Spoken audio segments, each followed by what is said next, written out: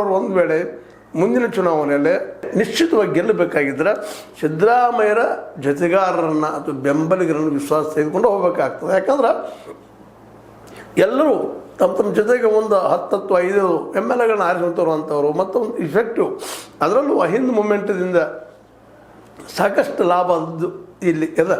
ಹೀಗಾಗಿ ಎಷ್ಟು ಸಿದ್ದರಾಮಯ್ಯರನ್ನು ಮತ್ತು ಅವ್ರ ಬೆಂಬಲಿಗರನ್ನು ಡಿ ಕೆ ಶಿವಕುಮಾರ್ ಅವರು ದೂರ ಮಾಡ್ತಾರೋ ಅಷ್ಟು ಪ್ರಮಾಣದಲ್ಲೇ ಪಾರ್ಟಿ ಡ್ಯಾಮೇಜ್ ಆಗ್ತದೆ ಅನ್ನೋಂಥ ಚಿಂತನೆ ಇಲ್ಲಿರ್ಬೋದು.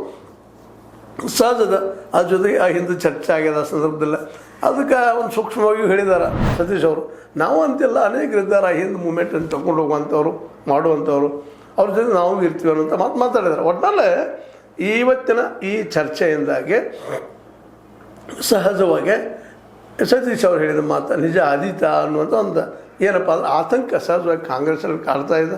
ಆದರೆ ಅದಕ್ಕೆ ಕಾರಣ ಸ್ವತಃ ಡಿ ಕೆ ಶಿವಕುಮಾರ್ ಅವರು ಅಧಿಕಾರಕ್ಕೆ ಬಂದ ತಕ್ಷಣ ಎಲ್ಲರನ್ನೂ ವಿಶ್ವಾಸ ತೊಗೊಂಡು ಹೋಗ್ಬೇಕಾಗಿತ್ತು.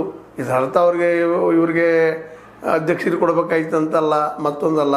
ಎಚ್ ಸಿ ಮಾದೇವಪ್ಪನವ್ರು ಏನೋ ಭಾಳ ಈ ಪಕ್ಷಕ್ಕೇನು ದುಡಿದಿಲ್ಲ ಮತ್ತೇನು ಇಲ್ಲ ಅಂತ ಹೈಕಮಾಂಡ್ ಹೇಳಿದರೆ ಅವ್ರು ಬಿಟ್ಟರೆ ಆದರೂ ಅವ್ರನ್ನ ವಿಶ್ವಾಸ ತೆಗೆದುಕೊಂಡು ಹೋಗುವಂಥದ್ದು.